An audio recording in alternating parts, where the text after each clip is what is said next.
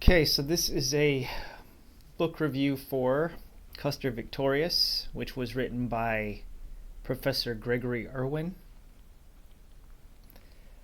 And I will link in the description box below a lecture that he gave at the Monroe County Museum concerning Custer's Civil War career. So, a little bit about this book. As far as I can tell, this book is kind of like considered the book on Custer's Civil War years.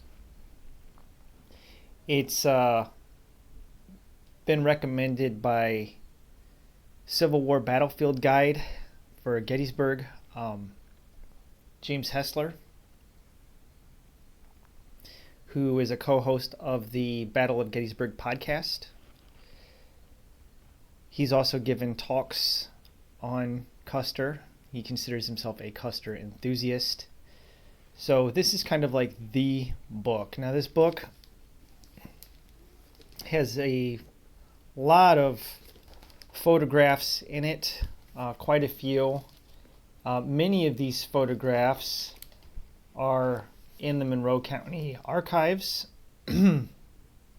For instance, I saw this one when I was at the museum the other day. This was on display. They also had on display at that museum photos of Libby. They had things that belonged to them. You know, it was quite an interesting collection. And according to the curator, this photograph was there, the curator of the museum, it is one of the largest Custer collections in the world. It's like in the top 3, I think, is what he told me. So I really don't have a whole lot to say concerning the book, other than it will dispel a lot of the myths associated with Custer as far as him being rash and, just him not caring about his men. It's clear from reading this book that those things are not true, that he did care about his men. Here is Custer's brother Tom, who was a 2-time recipient of the Medal of Honor. Tom was shot with a pistol in the face, and the bullet came out of his ear and he was bleeding. He survived that. The guy was, tough as nails. He ended up dying with Custer at the Battle of Little Bighorn in 1876. Here's another photo that was on display at the museum. This is Custer, Tom, and his wife Elizabeth Bacon Custer. I also saw this photo. This was on display at the Monroe Museum as well. So let me talk a little bit about the Monroe Museum, because I really don't have a whole lot to say about the book. It's a fascinating book. Custer is a controversial figure. Dr. Urwin refers to James Kidd's memoirs quite often. I have a copy of James Kidd's memoirs that I'm going to read. It's going to take a while for me to get to it because I have a Sheridan book that I'm going to read, and I just have this ever-growing collection of books like to be read. So let me talk a little bit about the museum. So here's the brochure. And I'm sorry, I wanted to do something on the museum itself, but I don't have Movie Maker. I don't have a PowerPoint presentation or anything installed on my computer, so it's just not going to happen. All right, maybe at some point. Well, not maybe at some point. I know that I am going to go back to the museum again because there's a lot to see in Monroe, not just Custer-related stuff. The River Raisin battlefield from the War of 1812 is up there and is preserved by the American Battlefield Trust. So there's a huge battlefield that's been preserved that was fought between the United States and Britain. That's here locally close to me that I was not even aware of. So there's a lot of history in the Monroe County area. So let me talk about this museum. The museum is the site of a former post office. It used to be a post office, and before it was a post office, the Bacon Custer house kind of stood where the museum is at now. So it's on that site, on that location. A little bit about it. The brochure, you can read the back. Monroe County, Michigan. It says, housed in a stately former post office in downtown Monroe, the museum collects, preserves, and tells the stories of people and places of Michigan's second oldest county. Signature exhibits focus on southeast Michigan's native inhabitants, French-Canadian settlement, George and Libby Custer, and life on the region's rivers and Lake Erie. The museum also features a series of temporary and seasonal exhibits throughout the year. Now, the Custer exhibit's on the second floor, and they had quite a extensive Civil War collection, not just Custer stuff, but they had a saber. One of the things that really were the things that I was impressed by in the collection was Custer's desk that he used at Fort Lincoln. The desk, you could break the desk down and it could travel. So they had his desk, they had some of his animal trophies, mounted heads, some of the cases like his rifle case. They had a bunch of his books that were actually his books. It was quite an impressive exhibition. They had various, jackets that he had worn. They had a flag from the Michigan Cavalry, although it was an actual flag that he carried. I don't know if there's a picture of it in here or not, but it's a red flag. It's a pennant. It was red on top and blue on the bottom.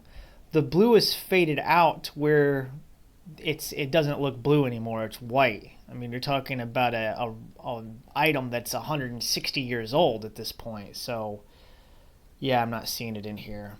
But it's kind of similar to this, but not quite.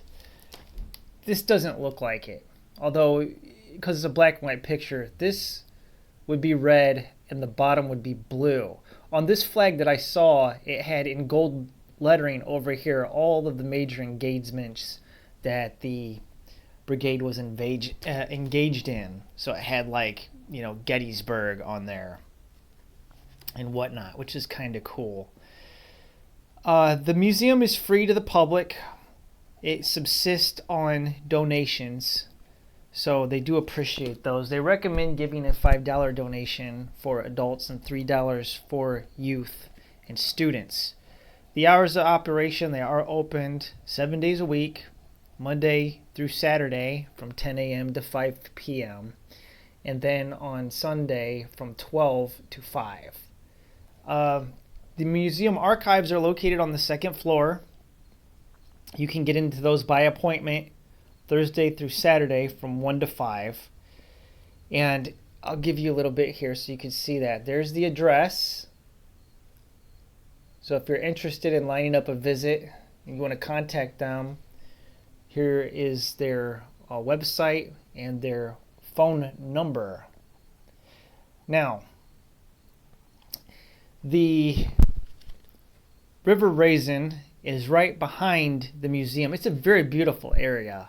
There's a park right next to the museum, a couple blocks away, and they have a big equestrian monument of Custer, which has raised quite a bit of controversy over, the past decade or so with this whole Destroy Monuments movement, and it has received a lot of hate. There's people that just want to have it melted down, and they don't appreciate Custer. They don't like him.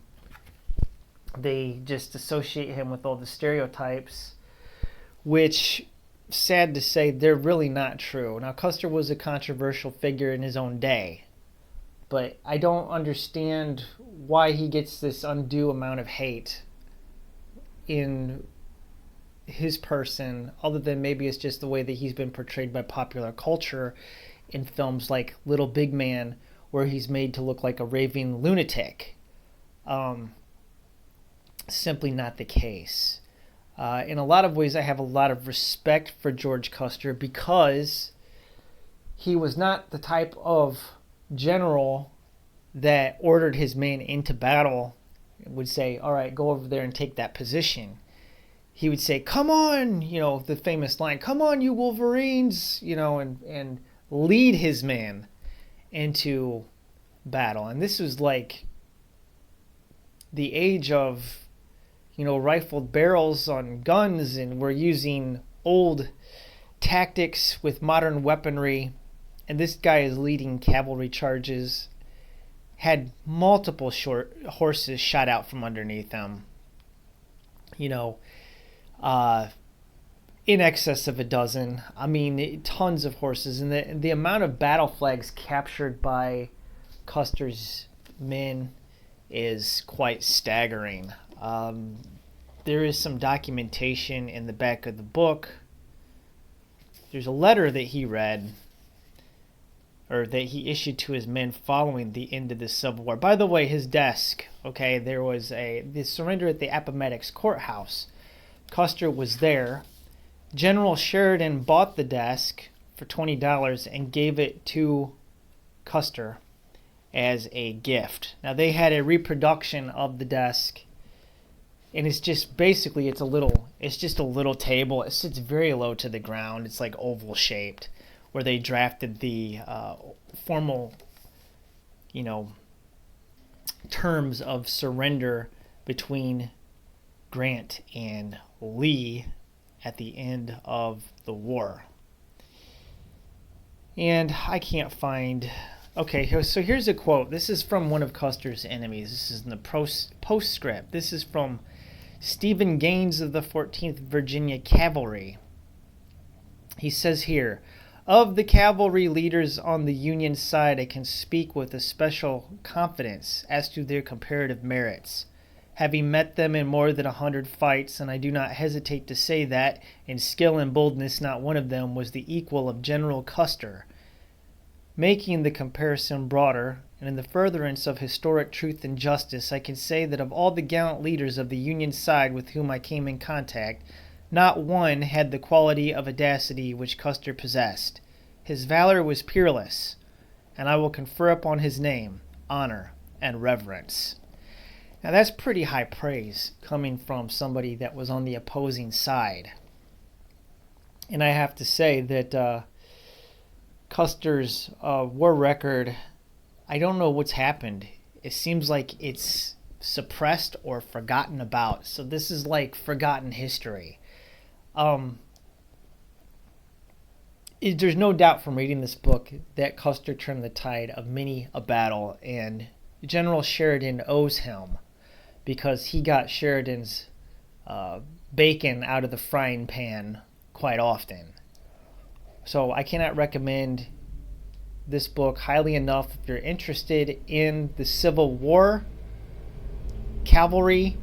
This is probably the premier Union unit. They took the highest amount of casualties out of everybody, and quite frankly, John Buford, he's a great cavalry officer, but he's rather boring. I mean, like, Custer is a very colorful figure. His wardrobe, the way that he dressed, he's like a, I don't know, like a professional wrestler or something, like just the flamboyance of his personality. He really does kind of fit more in with the Cavaliers of the Confederate side. He has kind of a southern flair, even though he's from Ohio and Michigan. When you look at Jeb Stuart, when you look at Nathaniel Bedford Forrest, John Singleton Mosby, Custer is like a premier cavalry officer. He crossed blades with, some of these guys. One of his regrets was, Mosby never catching him. But But I find this whole period in history fascinating. Okay, I just am really into it, and I'm going to continue reading on it. So there will be further reviews on Civil War books, but this is a really good one. Of course, I got the hardcover from a used bookshop, and I got it at a good price and good condition. So let me see here. Where's the USBN number? I'm not seeing the USBN number. So unfortunately, I cannot give it to you because I don't have it. But anyways, here's the press. I'll give you this. This was printed by Associated University Press of Toronto. Maybe you can find something there.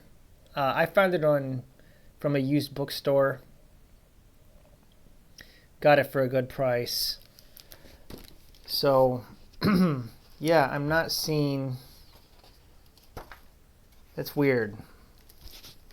Okay, well, anyways, sorry I couldn't help you out with USBN, but there you have it. Good book. I will link Dr. Urwin's discussion in the description notes. And again, I could not recommend Monroe County Museum highly enough.